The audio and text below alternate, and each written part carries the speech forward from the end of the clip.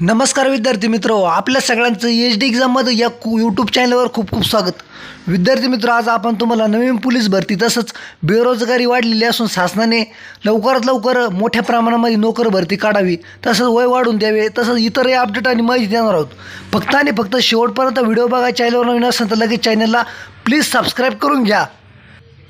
तर अशा प्रकारे विद्यार्थी मित्र यात बातमी आहेत. यामधून आपण तुम्हाला राज्यामध्ये नेमकं बेरोजगारीचं प्रमाण आणि राज्य सरकार पोलीस भरती किती मोठ्या प्रमाणात करू शकते, कधी येणारी पोलीस भरती जाहिरात, तसंच वयवाढ संदर्भ आणि इतरही माहिती आपण या व्हिडिओच्या माध्यमातून देणार आहोत. तुम्हाला एक विनंती करतोय परत पुन्हा की फक्त आणि फक्त शेवटपर्यंत व्हिडिओ बघा. तर ही जी मागील बातमी आहे विद्यार्थी मित्र, परंतु ही बातमी आणण्याचा उद्देश हाच आहे की आता नवीन सरकार आलं आहे आणि नवीन सरकारने कशाप्रकारे राज्यामध्ये बेरोजगारीचं प्रमाण घटवलं पाहिजे. बेरोजगारी ही मोठ्या प्रमाणामध्ये असून त्याचा कशा प्रकारे उमेदवारांना फटका बसत आहे. कारण की मागील जी पोलीस भरती झाली त्याच्यामध्ये ग्रामीण पोलीस दलामध्ये सुरू असलेले 39 पदासाठी भरतीसाठी 5,725 अर्ज आले होते, ज्यामध्ये BHMS, MD तसंच ME आणि BLLB अशा वेगवेगळ्या BSc नर्सिंग, MBA, MSc अशा वेगवेगळ्या पदव्या मिळवलेले तब्बल 1,781 उच्च शिक्षित उमेदवारांनी अर्ज केले होते.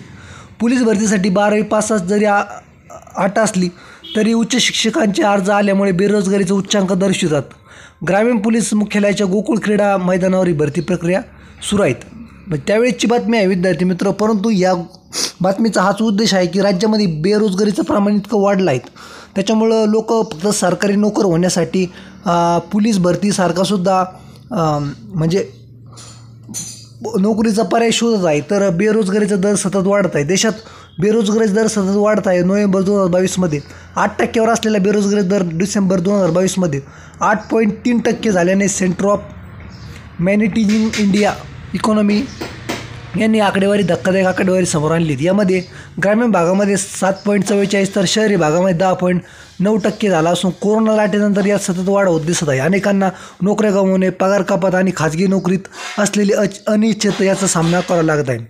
तर अशा प्रकारे या बातमीतून हाच तुम्हाला सांगायचा उद्देश आहे की राज्यामध्ये मोठ्या प्रमाणात बेरोजगारीचं प्रमाण वाढलं आहे.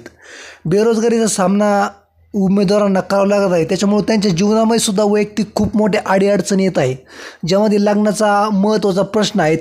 बेरोजगारी असल्यामुळं लोकांचा म्हणजे लग्नासाठी अडीअडचणी येत आहे. बेरोजगार आहेत, मुली देत नाही आहे लोक, आणि त्यामुळं विद्यार्थी आणि बरेच उमेदवार हे कुठेतरी नैराश्यामध्ये जात आहे, खचत आहे दिवसेंदिवस.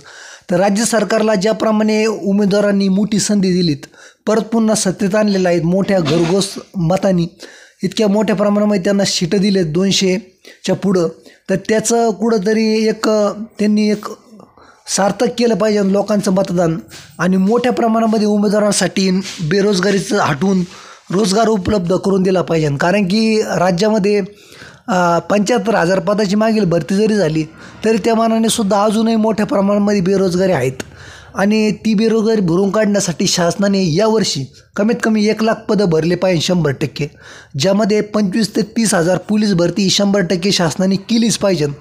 तरच कुठंतरी बेरोजगारीला थोडा आळा बसेल, म्हणजे काही टक्के प्रमाणामध्ये कमी होईल. आणि इतरही जे विभाग आहे, ज्यामध्ये महसूल झाले, आरोग्य झालं, आणि इतरही जे गृह विभागाव्यतिरिक्त पण विभाग आहेत, त्याच्यामध्ये सुद्धा मोठ्या प्रमाणामध्ये रिक्त पदे आहेत, परंतु शासन ही भरीत नाहीत. तर शासनाने सगळ्या विभागातली रिक्त पदाची मोठ्यातली मोठी भरती काढावी, आणि केंद्र व राज्य सरकारच्या ज्या पण रिक्त पदाच्या भरत्या आहेत त्याची काढून मुलांना कुठंतरी समाधानी करावं, अशी आपली शासनाला कळकळीची विनंती आहेत.